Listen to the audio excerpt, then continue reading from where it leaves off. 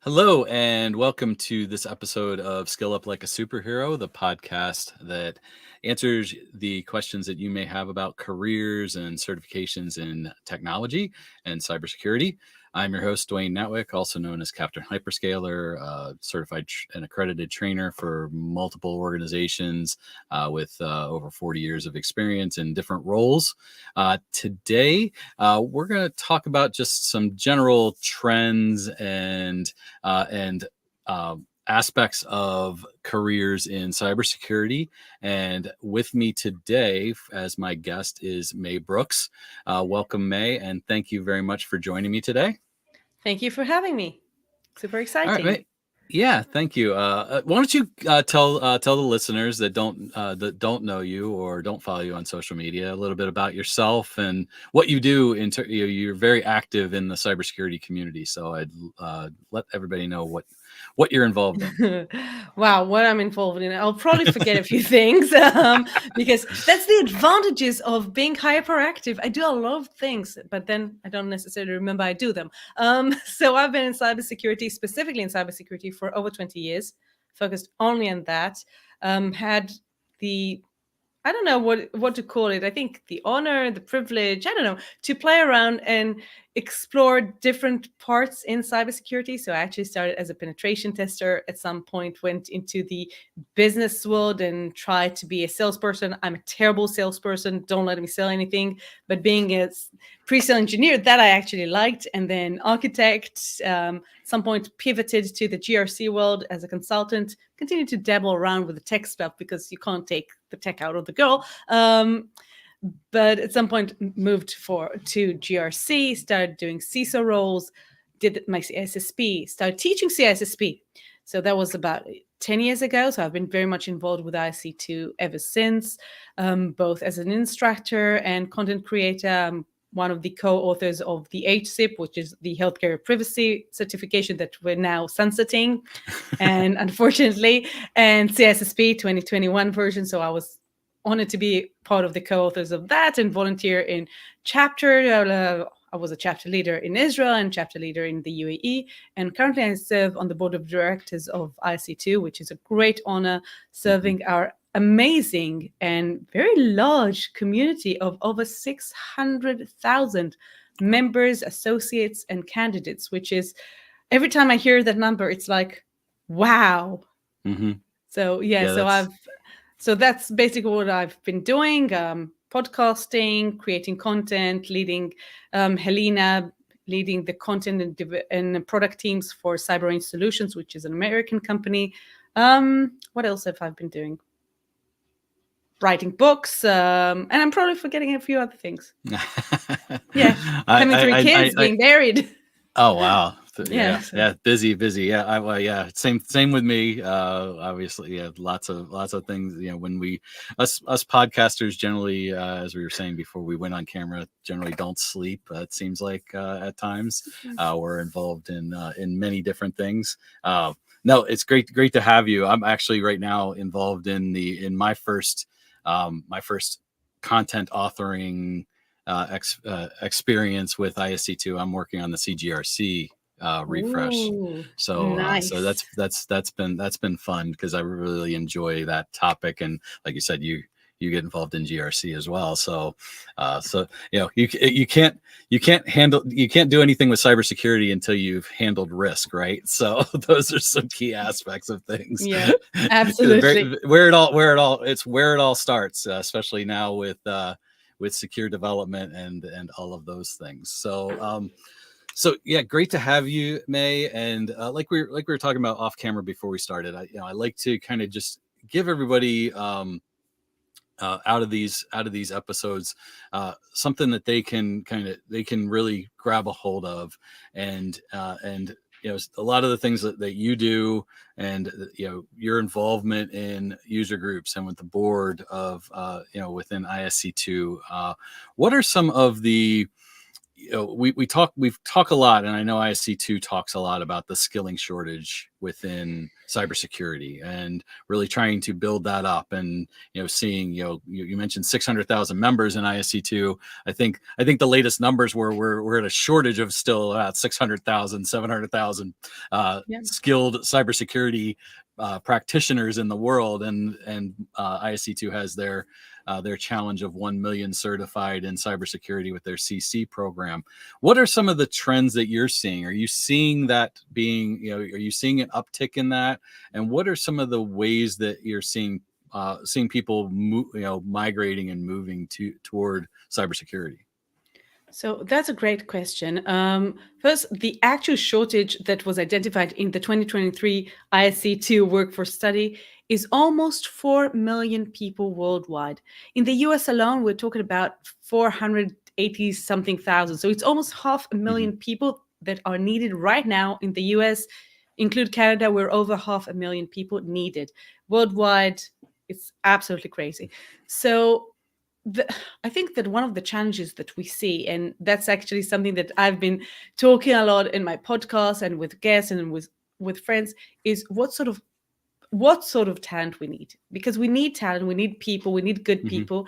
And on the other hand, we see a lot of people on social media saying, but I took this course or I graduated from university and I can't find my first job because everyone is looking for experience. And that's absolutely right, because the 4 million people that we need, we don't really need entry-level positions. We actually need people mid-career and seniors, but we still need people starting out. We need people transitioning from other fields.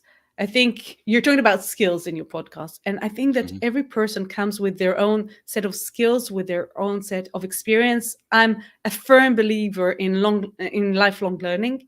It doesn't matter what you learn. I always take courses, and sometimes people ask me, but why did you take this marketing course? Well, because marketing is another way of doing social engineering. So I wanted to do what marketers do, to utilize that when I do social engineering or when I teach social engineering. So I'm a firm believer in that. And I think that we need people transitioning. I think that people coming into this world are they're looking at things like, oh, there's a shortage of 4 million people. So let's join cybersecurity. Let's take a course. Let's pay X amount of dollars and do the certification. And that's it. Let's start counting the dollars. No, it doesn't work that way. If people go into this industry for the wrong reasons, and you mentioned not sleeping, I went to bed last night. Literally, I left the office at around 3:30 in the morning because I had meetings, and the office is at home. Don't worry. I wasn't driving, but it was a long way from the office to the bedroom. But honestly, I went to sleep at around 4 in the morning. I woke up at 8:30, super excited because I'm working on this project and I'm very excited about it. So I just woke up. I didn't have to. I didn't have meetings till like noon, but I was excited. And that's why I think that people like you, like myself, like many others that I can mention, are super fortunate, because we love what we do and we do what we love. And when you love what you do and you do what you love, it's not work, it's a passion. So I think that people that are looking at those numbers and saying, I'll just take a course and start counting the money. No, you have to actually like it. You have to love it. You have to be involved. You have to invest. And so I think that that's also something that you can see, that people that are taking these courses and are super passionate, they do find jobs. And people transitioning from other industries do find positions. So we need that. The question will be in a few years' time, when we have, for example, AI tools taking over the entry-level jobs, how will people get to have those basic skills and become mid-level or senior people? Because you can't learn to run before you learned how to walk. No, that's a great point. And we've the podcast, this is gonna air probably in April, but we had a podcast that aired in February that I had somebody that was that specializes in career development, and it was about telling your story and having a passion and we really talked about having a passion about, like you said, do what you love what you do, is clearly, that's how I got into cybersecurity myself. I've been an IT person. I was a Bell brat with my dad was in the Bell system. I was a structured cabling person for years, and then got into cybersecurity, got into cloud and cloud security and all of that. But just because I enjoyed learning about it, enjoyed talking about it, enjoyed continuing on. And you brought up the AI tools, and and there's this constant, anytime I do any kind of conversation around AI and cybersecurity and machine learning, and I always get this. I just did one a couple weeks ago. I was speaking at India virtual conference around, it was an AI global summit, and I was talking about cybersecurity and how AI from an attack perspective as well as a defense perspective. And the question comes up in the chat. What do you feel? How do you feel about AI taking people's jobs? Yeah, that's always that question comes up. And I'm in Michigan in the U.S., which is the automotive capital of the world, or at least the U.S. And I always use the analogy of gas powered engines versus electric cars. And everybody that says that electric cars are going to take the jobs away from the factory workers, they're not going to take the jobs away from the factory workers if they want to learn about how to assemble and build and engineer electric cars. It's the same thing. Like you said, you got to have that passion about what you do, and that continuous learning focus is really what I tell everybody. If you say I'm going to do this and I'm going to stay in this and I'm not going to continue to better myself or evolve myself, you're going to be left behind. And that's what's going to happen, what AI would do. Otherwise, if you embrace it and you try and learn and see how you can do your job better using those tools, then you become more valuable to organizations. What are some of your thoughts there? I see you nodding. Well, absolutely, because I think a lot of people say adapt or die. I have a friend who always says innovate or die, and that's true. Now, yes, I won't need tier 1 SOC analysts. I won't need them. We won't need them because the tools will do it so much better. But that's such a boring job, to be honest. It's like sifting through loads and loads of false positives and sometimes false negatives, and trying to figure out what is real. Obviously, AI will do it so much better. But it doesn't mean that you don't have to understand what that means, what an alert looks like, how does it play out in the organizational context? Because just seeing an alert, the same alert can mean different things in different places. So people will still need the entry, let's call it the entry level will change. That's my personal perspective. It will be less sort of very technical things that you just go through the motions and go to this tool to scan or whatever. It will be things that will require more understanding, in-depth understanding. I think that what is currently lacking for many cybersecurity professionals, especially the more technical people, is a business understanding. What does it mean in this specific organization? Because if there was a defacement of my website, or my external facing website, and I'm a retailer, that's huge.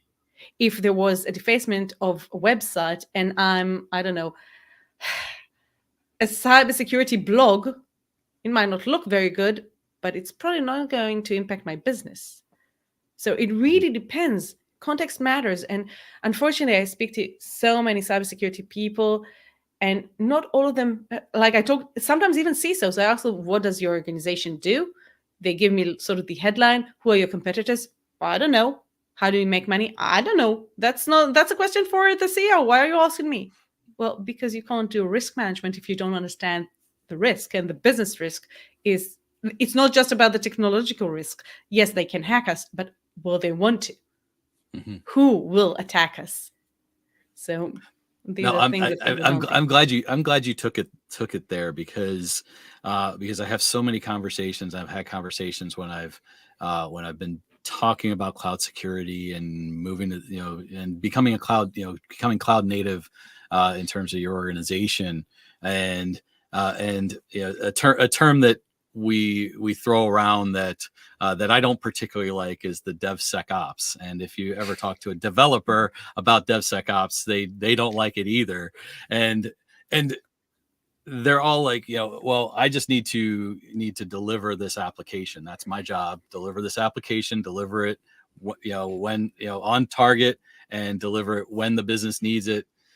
And that aspect of, and they're like, we'll deal with security later or whatever. You might get some archaic answers like that. But my point is always, if you're trying to be a risk aware organization and understand the risk to that application, you need and even get ownership out of the stakeholders and out of the business, you need to know the risk to the business. And that's really where it all starts. If you can't run a DevSecOps organization without addressing what you're just saying and understanding what the business does, where the risks are to the business and to the organization, and that's not just financial, but like you said, reputational and as well as any kind of regulatory and all of those things. So those are all things that I constantly am saying to people. Absolutely. That without using the word DevSecOps, because I don't like it. Well, you know what? You said you're from Michigan, and we talked about automotives, and what you just said remind me of a story from, I think it was probably in the 1970s.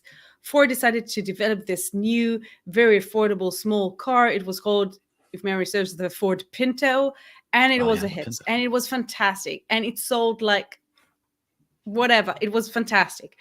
And at some point, there started to be a lot of reports about the fact that there was a problem with the way it was engineered. And if you had a very low speed back, like fender bender, the car would just ignite. And a few people, unfortunately, lost their lives and whatever. Now we can take it into a whole ethical discussion, and that's actually something I did. I think it was in my MBA, a whole course about ethical considerations in business. But I want to take it to another. The engineers built a great car. It was fantastic, but it had one significant flaw, which was safety. And no one would buy the Ford Pinto anymore. Now, and that's exactly where I think we are with cybersecurity in the tech world, in the R&D world. I actually checked a few years ago. I looked into different universities around the world, and I'm talking about the top tier universities, and I looked at their software engineering programs and computer science programs. And in none of the large universities that I looked into, there wasn't a mandatory course about secure development. Now, I'm not going to pay extra money for a secured product. I just assume it's secured. Mm-hmm. Like, I assume that the car I'm driving is not going to just light up and burn me alive. That's sort of an assumption. I'm not going to pay extra. If they're telling me, no, this car is great, it's not going to ignite. Well, dude, I kind of hope no car will. And I think that's a big challenge for us as an industry. I don't want programmers to become cybersecurity professionals. That's not their job. I wouldn't want to become a programmer because it's terrible. I hate programming. But I need them to understand that today cybersecurity is sort of a commodity. It's something that we must have. Our customers assume that our applications, that our services are safe, that they are secured. The problem is, on the other hand, that a lot of customers that were impacted by cybersecurity issues in different apps or platforms or whatever don't necessarily opt out. So that's also a question. How does the general public perceive security and privacy in today's age? And that's also a challenge for us to see whether it's still an applicable argument, where it is, where it isn't. So those are questions that, as professionals, I think we must address. No, that's a really great point. Yeah, yeah. You don't, when you're buying a car, you don't look for that feature that you're adding on of not non-combustible combustible in an Yeah. accident. It's the same. That's a really great analogy around that and cybersecurity, because yeah, if somebody's talking to a developer about developing an application, like you said, the assumption would be that I'm not going to be exposed to any type of a breach when I put this in my environment. But yeah, like it kind of circling back, it has to do with okay, is the business risk aware as well as those developers, and are they coming together and having that conversation? Which that's probably the biggest, I think, disconnect. Like you said, people are taking developer courses that don't have a mandatory cybersecurity class, so then they go out in the workforce and they're not paying attention to that. They're not paying attention to to keys and secrets in their code and things of that nature, and those all become potential flaws that can be exploited by our fun people that are spending their time trying to hack all of these systems. Yeah, well, let's be honest. The top 10 vulnerabilities on OWASP have been, it's pretty much the same list They've for as long as renamed I can them. They've remember. renamed them a little bit on the last time, but they're really the same if you peel the onion, wow. right? There's SQL injection, really? Oh wow, mind blown. It's in the top 5. It can't be. Cross-site scripting. 5. I think they renamed yeah. cross-site scripting to something else now, but it's still. I don't know. I think it's renamed. I think I think they've broken it up into some different terms, but it's still there. It's still there when you kind of break it down. Yeah. That's why personally I'm a big advocate for the CC program, for the Certified in Cybersecurity program, not necessarily for people who want to actually become cybersecurity professionals. I mean, that's also a possibility. And if they want to do that, they can do that as sort of the starting point, and then add on the hands-on labs that they'll need to enhance those skills, because CC, and that's just the way the certification is a theoretical certification. But I think that, for example, people in, let's go to adjacent areas, even programmers who'll take this certification, it's not long, it's not grueling like the CSSP. We're not trying to make you into cybersecurity professionals. We're trying to give you an idea what this field means, what it means, cybersecurity. What do we have to protect? Why do we have to protect it? How are we going to protect it? So that's why I'm a big advocate for that. And there are other programs as well. I think, to be honest, today, almost every person alive needs some sort of cybersecurity training. Again, if I'm a parent, for example, I don't want to be a cybersecurity professional, but I do need to know basic social engineering techniques so I can talk to my kids and explain to them about online predators, about scammers and things like that. That kids are not aware of that. Our parents are not aware of them. A lot of people in general, there are so many victims to cyber crime, cyber scams, and there's no reason, because it's not about technology, it's about people. Oh yeah. That the user training and just citizen training aspect of it all is huge. I've used an example in a talk that I did. My son got his Fortnite account stolen a few years back. Like, it was when he was like 10 years old. That was like, to him, that was like all of our jewelry being stolen out of our house. When you think about the amount of V-Bucks that are spent on the skins and the weapons and things like that, that all got stolen from him. And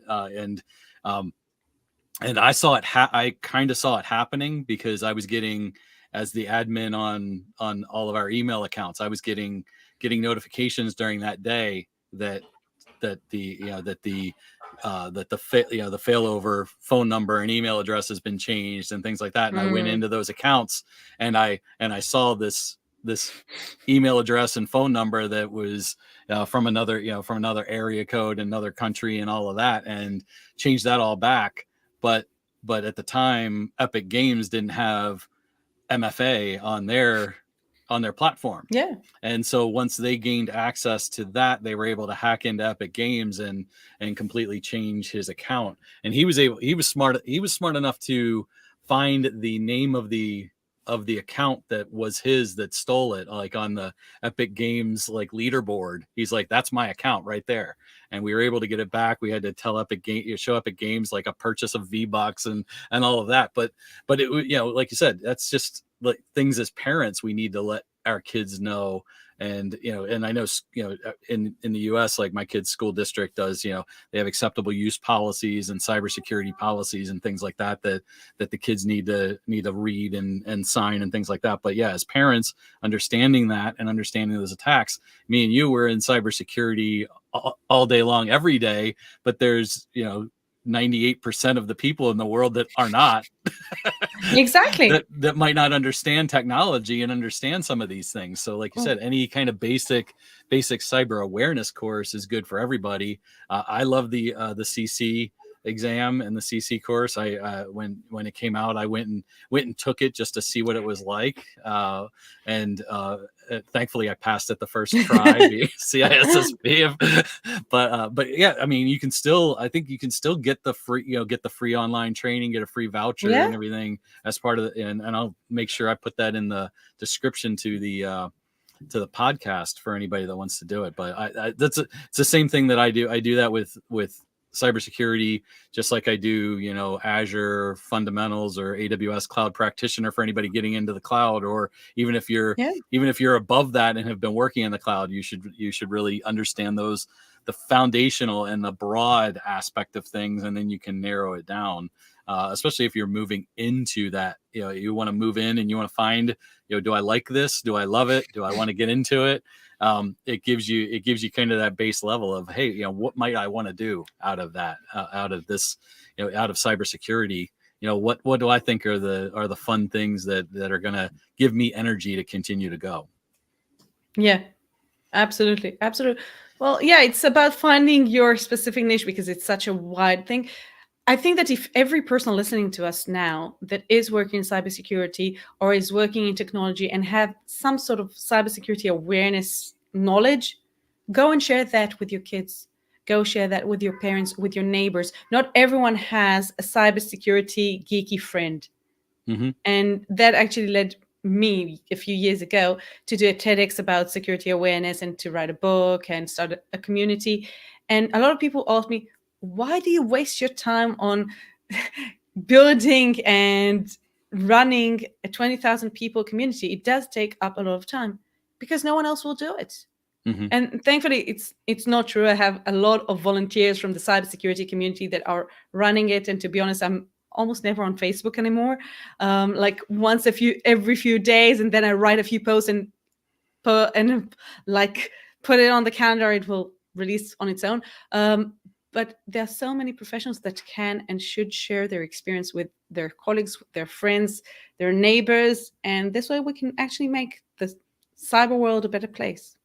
Mm-hmm. Or safer. It is a safer place. Yeah, safer place. And avoid these, different types of attacks and all those things. That's a great point. And that's always, I can analogize that to I coach youth basketball. I've coached youth baseball and all of that. I've coached all of my kids. I think we were talking. You mentioned you have 3 kids. I have a 22-year-old, a 20-year-old, and a 14-year-old.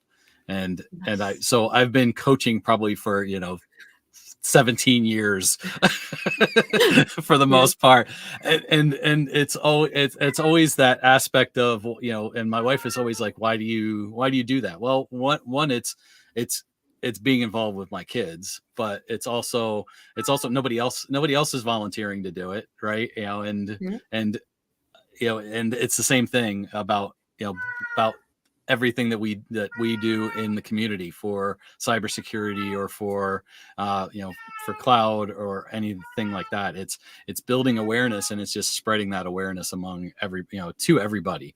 And like you said, you don't have to be a technical person to learn a little bit about cybersecurity. especially like, especially something that's about social engineering and awareness is something that we all have to know. I constantly have this conversation with my wife when she's complaining about multi-factor authentication and things like that.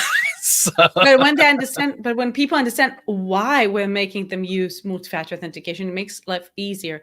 And one of the nuggets I always promise people that are willing to listen to me talk about on and on about social engineering is that I will help them identify marketers trying to influence them also. Mm-hmm. So that's a little nugget that because of that marketing class that you took, right?